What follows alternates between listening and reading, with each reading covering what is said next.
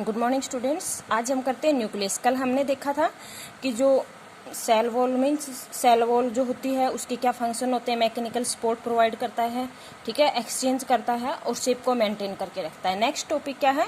Nucleus. क्योंकि आपने देखा था कि प्रोटोप्लाज्म के अंदर जैसे साइटोप्लाज्म था, न्यूक्लियस था, ठीक है। तो न्यूक्लियस जो होता है, जैसे कोई भी सेल है, जैसे मान लो ये एक सेल है, इसके सेंटर के अंदर ही मौजूद मिलेगा। सेंटर के अंदर क्या मिलेगा? न्यूक्लियस मौजूद मिलेगा, ठीक है। इसके अंदर चार चीजें होंगी। न्यूक्लियर मेम्ब्रेन, मतलब इसके बाहर एक पतली सी लेयर मिलेगी। इस न्यूक्लियस के बाहर एक इस तरह की पतली लेयर मिलेगी, उसको हम क्या बोलते हैं? Nuclear membrane. उसको क्या बोलते हैं? Nuclear membrane. उसके बाद में जो है एक होता है न्यूक्लियोप्लाज्म, मीन्स जो साइटोप्लाज्म होता है उसके न्यूक्लियस का काम करता है। एक होता है न्यूक्लियस। न्यूक्लियस क्या होता है? राइबोसोम बनाने का काम करता है, ठीक है। देखो nucleus, it is located in centre of cell. ये कहाँ पे मौजूद होता है? Centre of the cell, means cell के सेंटर के अंदर। इट कंसिस्ट ऑफ, इसमें क्या क्या है? न्यूक्लियर मेम्ब्रेन, एक होती है न्यूक्लियर मेम्ब्रेन, एक होता है न्यूक्लियोप्लाज्म, एक होता है न्यूक्लियस और एक होता है न्यूक्लियर मैटेरियल, ठीक है। ये चार चीजें मौजूद होगी। सबसे पहले देखो न्यूक्लियर मेम्ब्रेन। न्यूक्लियर मेम्ब्रेन मैंने क्या बताया था? ये जो न्यूक्लियस होता है इसके चारों तरफ एक मेम्ब्रेन मीन्स एक पतली सी लेयर होती है, उसको हम क्या बोलते हैं? Nuclear membrane. तो membrane that separate nucleus from cytoplasm, क्योंकि जैसे मान लो ये सेल है तो ये न्यूक्लियस हो गया और इसके चारों तरफ कुछ लिक्विड पदार्थ मिलता है, ठीक है, और उसको हम क्या बोलते हैं? साइटोप्लाज्म। उसको क्या बोला जाता है? साइटोप्लाज्म। तो बाहर साइटोप्लाज्म हो गया, अंदर न्यूक्लियस, तो इन दोनों को सेपरेट करेगी ना भाई। ये वाला पोर्शन पूरा जो बच गया ये क्या है? साइटोप्लाज्म। तो साइटोप्लाज्म को और न्यूक्लियस को सेपरेट करेगी। This membrane has pores, means इसके अंदर प्योर्स होते हैं, छेद होते हैं, which allow exchange of material. क्या करते हैं वो? एक्सचेंज ऑफ मटेरियल, मीन्स जो मटेरियल है उनका एक्सचेंज करता है। नेक्स्ट देखो nucleoplasm. Nucleoplasm as a cytoplasm के न्यूक्लियस की तरह होता है। It is the cytoplasm of nucleus, means cytoplasm का न्यूक्लियस बोला जाता है। न्यूक्लियंस, न्यूक्लियंस क्या होते हैं? स्मॉल जैसे डॉट सी इस तरह से ओवल्स मिलेंगी इसके अंदर, इस तरह स्मॉल डॉट सी स्ट्रक्चर मिलेंगी जो प्रोटीन और आरएनए की बने होती है, ठीक है। Small ovule body rich in protein and RNA, means ovule body होती है जिसके अंदर क्या होता है? प्रोटीन और RNA. It is site for ribosome formation, means ये राइबोसोम बनाने में मदद करता है। नेक्स्ट देखो क्या है? नेक्स्ट क्या है?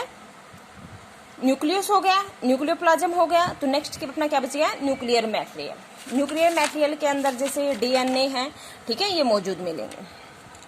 देखो इसके अंदर क्या होते हैं? क्रोमोसोम होते हैं, क्योंकि आपने पढ़ा होगा कि जो मेल और फीमेल के अंदर, जैसे मेल और फीमेल के अंदर 23 जोड़े क्रोमोसोम पाए जाते हैं। 23 या फिर टोटल संख्या बोले तो 46 और 23 पेयर बोल सकते हैं, ठीक है।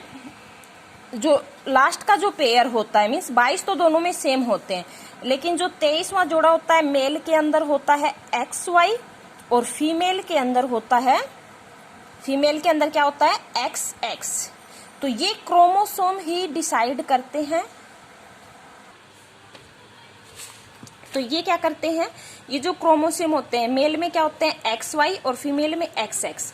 तो ये क्रोमोसोम ही डिपेंड करते हैं कि जो बॉय है या फिर गर्ल है, ठीक है, बॉय है या फिर गर्ल है। तो इसके हिसाब से अगर XY क्रोमोसोम कंबाइन होते हैं, मीन्स अगर मेल का Y और फीमेल का X, तो XY क्रोमोसोम कंबाइन होंगी तो क्या बनेगा? बॉय, ठीक है। अगर मेल का भी X क्रोमोसोम और फीमेल का भी X क्रोमोसोम बनेगा तो क्या होगी? गर्ल, ठीक है। तो अब इसमें क्या है? मीन्स ये क्रोमोसोम से बना होता है, इसके अंदर क्या होते हैं? डीएनए और प्रोटीन, ठीक है। तो क्या होता है? तो contain chromosome made up of DNA and protein, means इसमें क्या होती है? डीएनए और protein. Segment of DNA are called genes. इनको डीएनए के जो सीजमेंट होते हैं उनको क्या बोलते हैं? जीन्स। जैसे आपने कई बार देखा होगा ना कि बोलते हैं कि अपने पापा पे गया है, मम्मी पे गया, इसकी शकल पापा पे मिलती है, इसकी आंखें हैं वो पापा पे, वो किस कारण से मिलती है? जीन्स के कारण से, ठीक है। They act as hereditary vehicles, means ये हेरिडेटरी का काम करते हैं। उसके बाद में फंक्शन ऑफ न्यूक्लियस। न्यूक्लियस के फंक्शन क्या है? एक तो ये जो सेल की जो साइकिल है उसको न्यूक्लियस, ये बोल सकते हैं कि ये एक प्रकार से सेल का ब्रेन की है, मीन्स सारी एक्टिविटी यही कंट्रोल करता है न्यूक्लियस। ठीक है, जितनी भी मेटाबॉलिक एक्टिविटी होती है वो सारी न्यूक्लियस कंटेन करता है, तो इसका मतलब ये ब्रेन की तरह काम करता है। Regulate cell cycle, control metabolic activity, और मेटाबॉलिक एक्टिविटी है उनको कंट्रोल करता है। Genes help in transmission of character from parent of offspring, और जीन्स क्या है? Transmission of parent offspring, means अपने पेरेंट्स के जो गुण हैं वो जीन्स के थ्रू ही आते हैं। नेक्स्ट टॉपिक क्या है? साइटोप्लाज्म। मैंने बताया था ये सेल हो गई, जैसे सेंटर के अंदर न्यूक्लियस, ये वाला न्यूक्लियस, और बाकी जो पोर्शन बच गया वो क्या है? साइटोप्लाज्म। बाकी पोर्शन क्या बच गया? साइटोप्लाज्म। तो इसमें क्या है? साइटोप्लाज्म। ठीक है, तो साइटोप्लाज्म एक लिक्विड मटेरियल, इसके बाहर चारों तरफ लिक्विड मटेरियल होता है, उसको हम क्या बोलते हैं? साइटोप्लाज्म। इसके अंदर बहुत सारे ऑर्गेनल्स प्रेजेंट होते हैं। ठीक है, ऑर्गेनल्स प्रेजेंट होते हैं। It is liquid material of cell, means ये लिक्विड मटेरियल है सेल का। इट कंटेन्स ऑर्गेनल्स, इसके अंदर क्या होते हैं? ऑर्गेनल्स। कौन कौन से ऑर्गेनल्स?